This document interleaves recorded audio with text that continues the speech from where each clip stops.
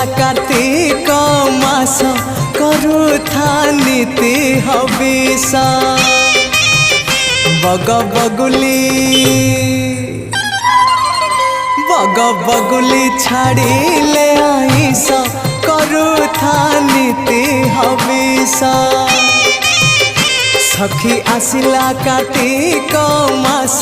करुथा नीति हविष करुथा